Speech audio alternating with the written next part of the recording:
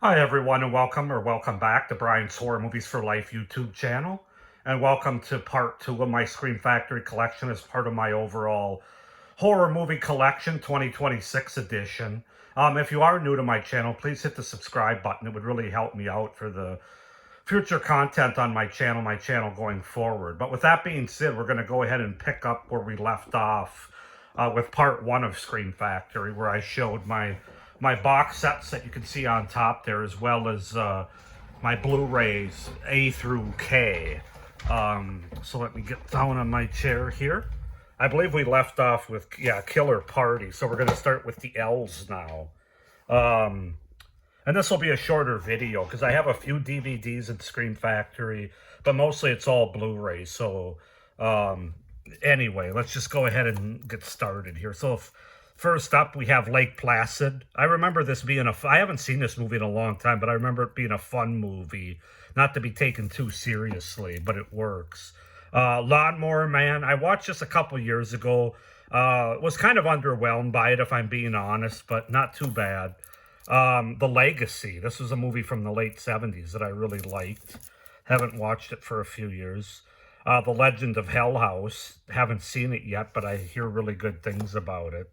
Life Force. Another movie I haven't seen yet. We've got The Manster. Half Man, Half Monster. That's one I can't wait to check out. Meat Cleaver Massacre.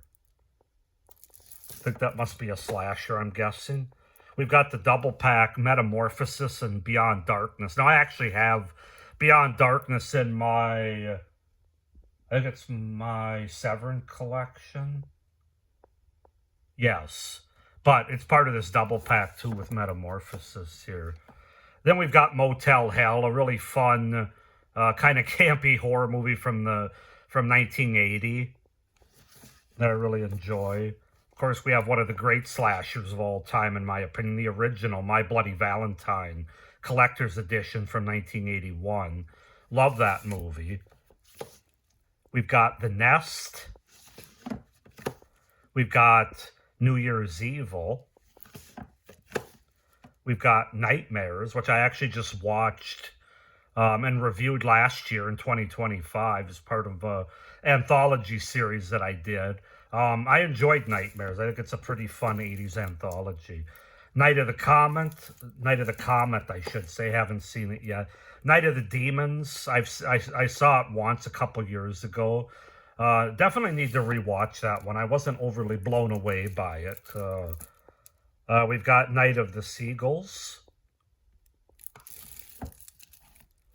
We have Orca the Killer Whale, which I watched a long time ago when I was a kid, but I haven't seen it since, so I'm excited to watch that. We have Piranha 2, The Spawning. We've got the Poughkeepsie Tapes. We have a movie called Post Mortem.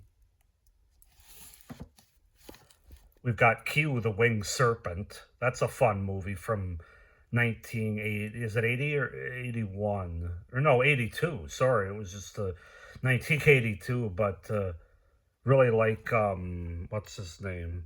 Michael Moriarty in that movie is just a riot. We got Rabid, David Cronenberg's Rabid. We've got Ravenous. And then the last one for this shelf, we've got Razorback from the mid-80s. All right, now bear with me as I go lower here. We've got Return of the Living Dead Part 2. We've got a Return to Salem's Lot. We've got Road Games, Stacy Keach and Jamie Lee Curtis. We've got Sacrifice. This is more of a thriller that kind of reminds me a lot of what do you call it? Oh shoot, from 1970 something with Christopher Lee. Why am I forgetting the name of them? Oh, The Wicker Man. It kind of reminds me of that. Saturday the 14th. So many of these I haven't watched yet. We've got Scanners 2 and Scanners 3. Haven't seen either of those yet. I'm sure they're not nearly as good as the original. We've got Scars of Dracula, one of the Christopher Lee Dracula films. We've got The Sentinel, another good 70s horror movie. I've got The Serpent and the Rainbow, collector's edition. We've got Session 9. Talk about a freaky movie. Session 9 is a good one. Silent Night, Deadly Night, the original, of course, from the 80s. Very cheesy, very fun Christmas slasher, though. Speaking of another fun, cheesy slasher, Sleepaway Camp, the original.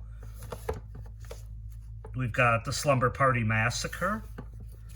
We've got Species, the collector's edition. We've got The Stepfather. We've got Superstition. This is one I just added to my collection that I really enjoyed from 1982, Superstition. We've got Swamp Thing by Wes Craven. We've got Tales from the Dark Side, the movie, collector's edition. Just made an upgrade on this one last year. Just had a standard, I think it was just a standard DVD before that, but glad to have the collector's edition for that fun anthology. Speaking of fun anthologies, Tales from the Hood, which I'm due for a rewatch. I've watched it once and really, really enjoyed it. Was very entertained by it. Oh, this is tough, trying to film these from down here. Excuse me. We've got Tarantula, Giant Spider Strikes, Crawling Terror, 100 Feet High. That's obviously a 1950s movie. Excited to check that one out. We've got the double pack Terror Vision and The Video Dead, neither of which I've watched yet. We've got The Town That Dreaded Sundown. We have Trespassers. And we have Trick or Treat, collector's edition, which I also upgraded. I just had the standard Blu-ray of Trick or Treat before, but upgraded this last year. Actually, just a few months ago, I think after Halloween of 2025. But yeah, Trick or Treat's one of the best anthologies all time for my money. Now I'm really going to have to go low to get to the last shelf for Scream Factory here. We've got Valentine from the late 90s. We've got The Vampire. We've got Village of the Damned. Actually, wait a minute. The Vampire. Is that another Christopher Lee movie? We've got Witchboard. We've got Without Warning, slasher from 1980, alien slasher. We got Women's Prison Massacre. Haven't seen it. We've got X-Ray and Schizoid, a couple of early 80s slashers, double feature. And then that's actually the last one for my Blu-rays. Now I've got a couple of Scream Factory DVDs here to look at. We've got Beneath, which I don't know much about, but it looks like a fun creature feature. We've got Camp Coldbrook with Chad Michael Murray and Danielle Harris. Haven't seen it. We've got Galaxy of Terror, Roger Corman's cult classics.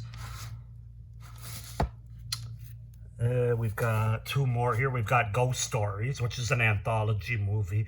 I'm due to rewatch this one again, too. I kind of remember liking it, except for the ending. And then the last one I have is Piranha. Again, Roger Corman's cult classics, but it's through Scream Shout Factory. Actually, these last few, I guess, are more Shout Factory. Scream Factory stops with Camp Coldbrook, and then it's Shout Factory for Galaxy of Terror, Ghost Stories. Or not Ghost Stories, but Galaxy of Terror and Piranha. I mean, Shout and Scream are the same anyway. So, anyway, that's it. That's going to conclude my Scream Factory collection. As you can see, it's my largest boutique label collection that I have. In my next video, we'll be going over Criterion, Arrow, and Blue Underground, my collection there. But yeah, that's going to go ahead and wrap this video up. So, again, like the first video, go ahead and comment down below any thoughts you have, questions, any of these movies you really like or don't like. go ahead and comment down below. Please like this video, hit the little notification bell, and subscribe to my channel. As I said earlier, if you haven't already, would really help me out. With that being said, thank you for watching. I hope you're enjoying seeing my entire horror movie collection as of 2026. And we'll see you at the next one. Thank you. Bye. Stay scared.